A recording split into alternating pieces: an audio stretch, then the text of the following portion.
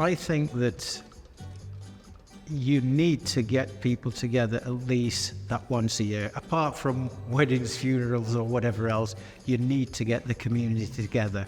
And the carnival does that. And it does it in a fantastic way because, as we say, it's an happy event.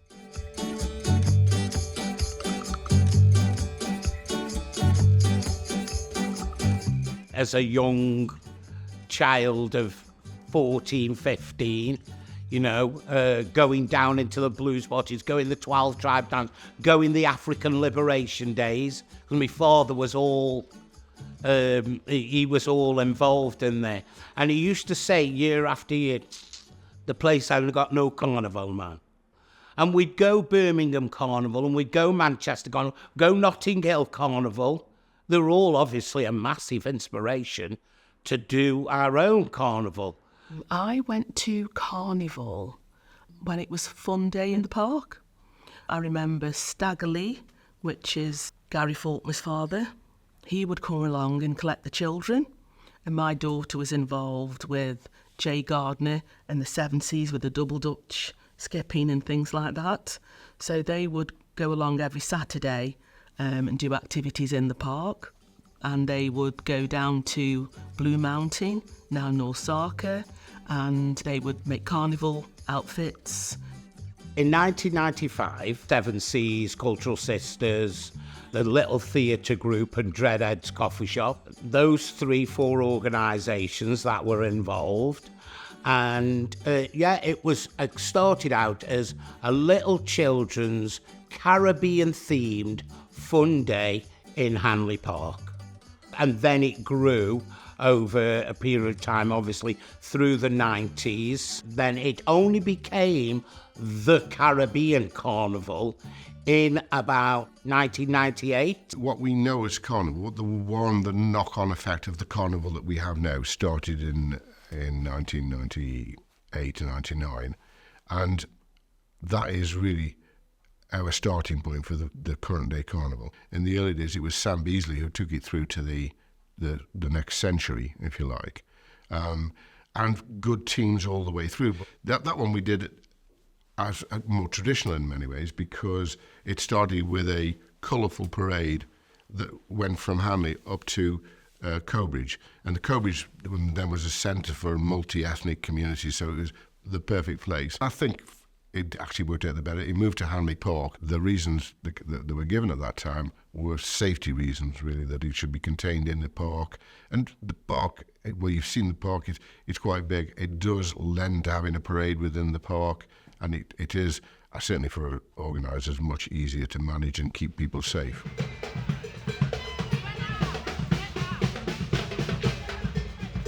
There was a history of carnival here a little bit, but we were bringing something different. We were very interested in costume. We just liked costume and we liked getting people together on the street to kind of like celebrate and shout about it and sing about it and dance about it. And people from Nausicaa would wear those costumes and parade down the streets, you know, in Hanley itself, and walk into Cobridge and come back again and walk around the town.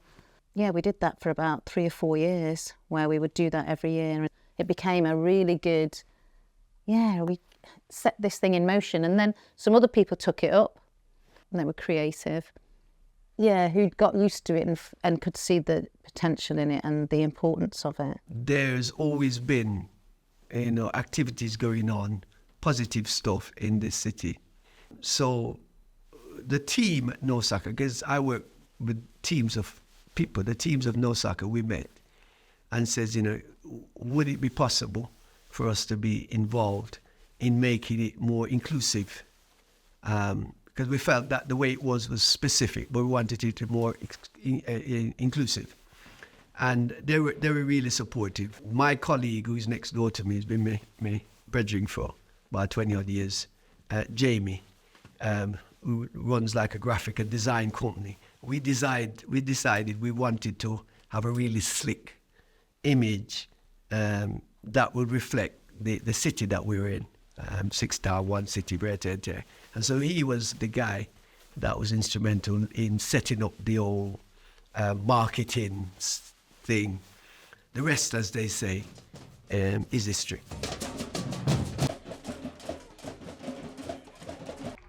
Before 1999, people like, and I say our legends now, because you had people like Staggerly, you had the Niceleys, you had the Dockeries.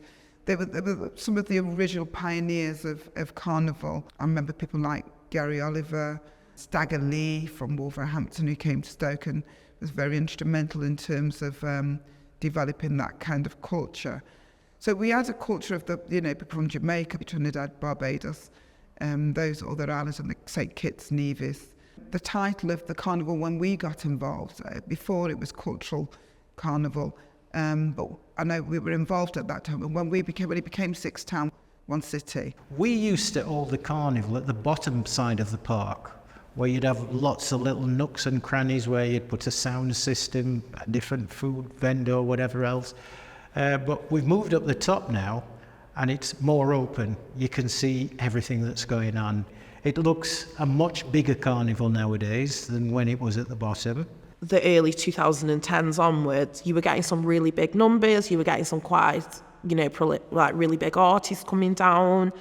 And then, if I'm going to be quite frank, there was probably issues kind of with the local authority, etc., and some worries around it, which kind of fed into the social issues in the city, fed into some deeper issues of probably stereotyping and racism, and it was seeming to become increasingly difficult for the organisers to get the support needed to keep Carnival going. I like to call it the bureaucracy. So in terms of public sector, so looking at authorisation, looking at licensing, and that's people from the council, the police, those kind of institutions have never been easy when it comes to working with people of colour. And the carnival in the sort of 3 years running up to COVID was a nightmare working with them. And so a lot of us who were doing that at the time were tired. I don't know if the carnival just sort of made everyone right because of the unnecessary stress caused by those in authority, if you like. I remember the day when actually Stocker had put out the post in 2019 to say, they were so regretful that it wouldn't be continuing and thank you for all the support of the community over the years. And it was actually quite sad because, people had worked so hard on it and kind of been behind the scenes and seen, your friends and family, how hard they worked on Carnival. It just really was something that, for me personally, I felt we couldn't let it die. We had to bring it back in some way. When COVID shut everything down, and then obviously Carnival was shut down with it, I suppose a lot of people thought, well, that's it. It's ran its course. How's it going to come back? I think it just probably, to most people, seemed like a mammoth task, even when things started to open up to bring Carnival back. Rob Burns, I remember, actually came one day and we sat at my dining room table for hours when he went through kind of all the operational manuals with me. And people were really supportive for me to, and behind me for me to bring it back. But there was also, there was trepidation, and I think there was an honesty of people of saying, it's very hard work, it's a lot to take on, but I think sometimes you just have to do it, don't you? You have to, if you're passionate about something, you got to run with it and hope for the best. So September 2022 was the return of Six Towns Carnival, and it came together. I mean, I don't even know how, but it did. It came together, and then obviously people like Isla from Urban Wilderness, Gabby from Kwanzaa, they were like my right hand, both of them. And we just became a team, and it worked, and people enjoyed it. And it gave us a real push for us to be like, you know what, let's bring it back to the summer, and let's really push to make it something larger. And what do we think we can put in to keep everybody happy? So I think it's fair to say the City Council had huge reservations about it. And that was probably one of our biggest hurdles, to convince them, you know what, we can bring this back, we can bring it back safely, and this is going to be an added element that we bring into it now and push to the forefront to kind of, you know, keep some of the history of Six Towns Carnival, but also kind of put a bit of maybe an alternative, a new spin on it, so it appeals more to families. And then that's kind of, I guess that's what we've based the comeback of Six Towns around.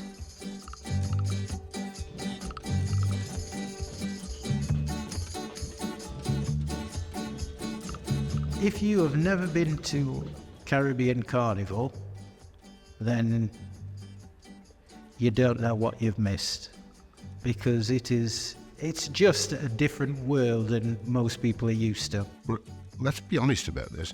This is a great day out. I mean, this is a great day out run by the Caribbean community for the public of Stoke-on-Trent. And you can't do better than that.